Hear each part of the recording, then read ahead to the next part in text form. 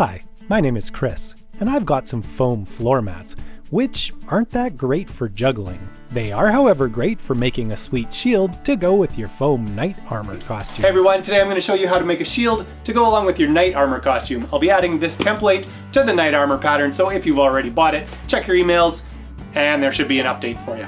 I think I'll include a couple different sizes, though this is the biggest you can get if you want to make it out of a puzzle piece floor mat. If you want to go bigger, you're going to need to find some bigger sheets of foam, or maybe glue a couple puzzle piece floor mats together, or puzzle piece them together.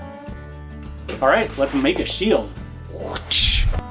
All right, so as usual, start by printing out your pattern, walking to your patio doors, removing any window accoutrements, lining up the alignment marks, and taping the pattern together. Oh yeah, and don't forget to make sure it's printed at actual size. Otherwise, you might end up with a tiny little shield. Also, if you really don't like taping, you could just do half of the pattern and then flip it when you trace it onto the foam. Up to you.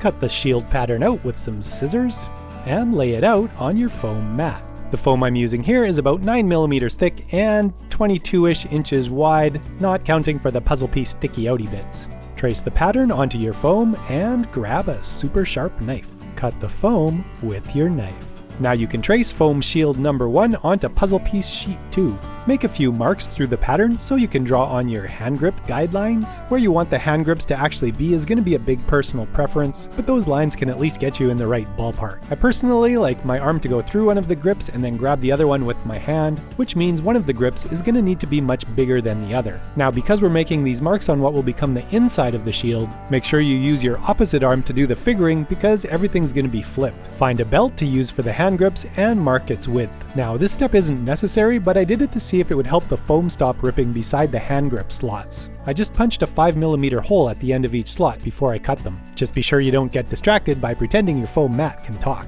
Extend the strap lines out about 6 centimeters or so, and then cut a whole bunch of lines side by side inside that rectangular area.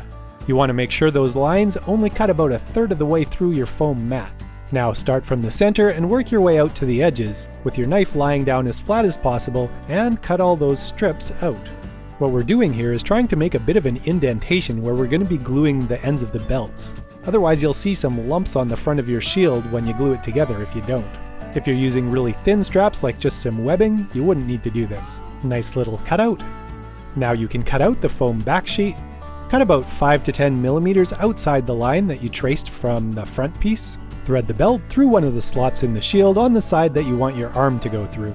The great thing about using the buckle is now you can make it adjustable. Remember, if you're going to be wearing the foam armor with this, test it with the arm piece to make sure you've got a long enough strip of belt. Once you're sure, cut it off. Then you can thread the end of the belt with all the holes in it through the other side, and you've got an adjustable arm slot thing. Now the hand grip is just one piece that fits your hand. I used water-based contact cement to glue the straps into their depressions. I'm not 100% sure if that was the right glue to use, but it worked pretty good. Once the contact cement is tacky to the touch, you can firmly press the belt ends into their new little homes. Okay, now one of the things that gives this shield a bit of rigidity is the fact that it has a slight curve to it.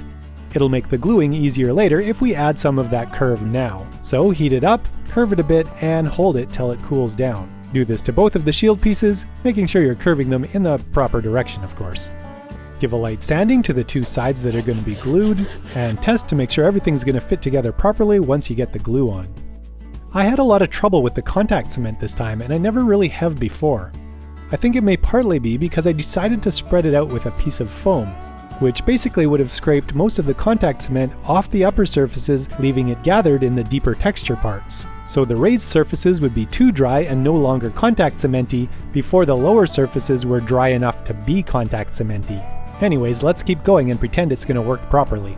Cut out some strips of cardboard while you wait for your contact cement to dry. Find something you can put down the center line of the shield that will support it while still allowing it to stay curved. Place some protective cardboard down on either side of the center line to keep things from sticking too soon. Line up the outside of the shield with where it's supposed to go.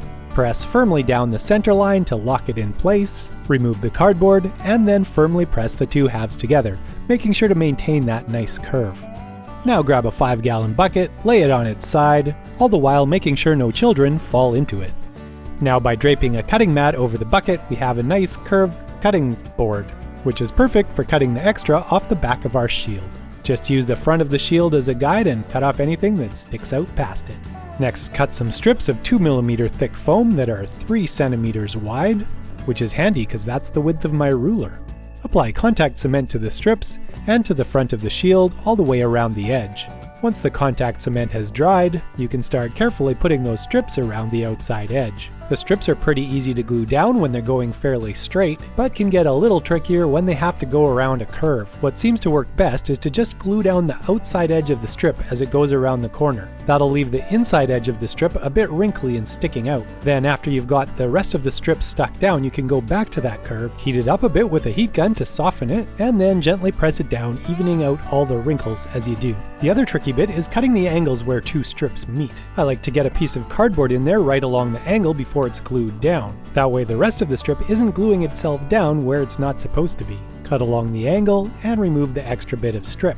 Then you can overlap the next strip over top of that one and cut its angle to match. If you happen to cut the top piece a little too long, that's okay. Just keep cutting through the strip below it, remove the extra little piece of foam from the underneath strip, and that'll give you a perfect fit. Just make sure you pay attention to where you set down the strips you haven't used yet, because if they touch each other, they're not gonna let go. Okay, so remember how I said about the contact cement not working right for me? Well, I first noticed something was wrong when I flexed the shield and I heard sort of a breathing sound. That's air getting sucked inside because the two halves aren't actually glued together in the center, which meant I got the fun job of pulling them back apart, which this should really not be possible if the glue is sticking properly, which it obviously wasn't. Anyways, I was able to open it up, reapply the contact cement, and close it back up again without it looking too awkward. Make some marks where you want to add fake rivets for a bit of extra interest, trying to space them relatively evenly along the outside of the shield. On the two longer sides, I think I spaced them about 9.6 centimeters apart. Grab a 10mm hole punch and punch a bunch of discs from some 2mm foam. Use some super glue to glue them on top of the spots they're supposed to go. And there you go, a shield that needs to be painted black. Okay, if you've seen pretty much any of my videos, you'll know my painting technique by now. I like to start off by giving 3 good coats of black paint, of course allowing it to fully dry between coats.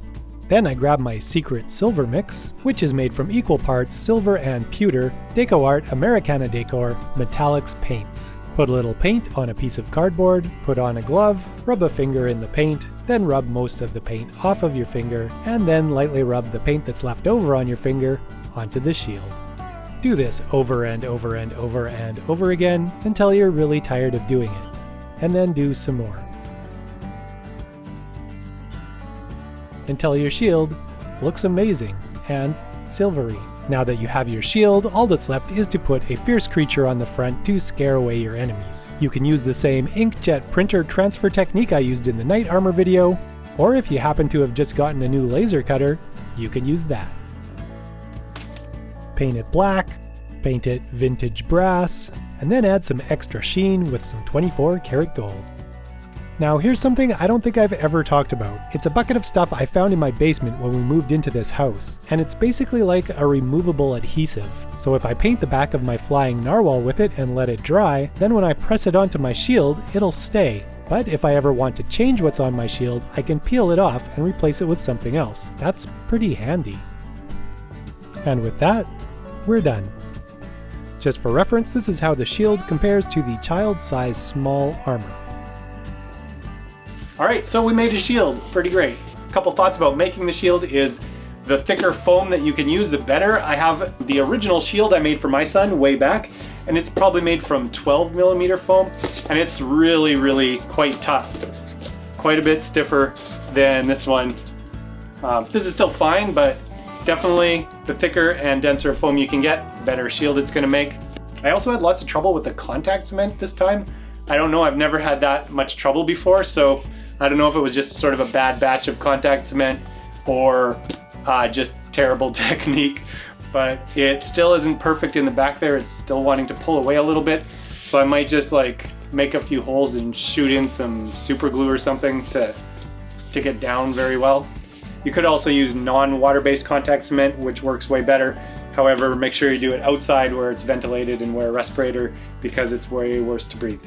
And of course, this size, which is the biggest you can get out of a foam floor mat, is a little small for any adult costume. It's good for sort of the medium kids and the large kids. For the small kids, I would probably go just a little bit smaller so when they're carrying it around, it's not getting in the way. It's easy to cut out the pattern and just see what size looks good for you. And that's it, super straightforward. I'll include a link to the knight pattern, which will now include the shield as well. And have a great day. Thanks for watching. See ya.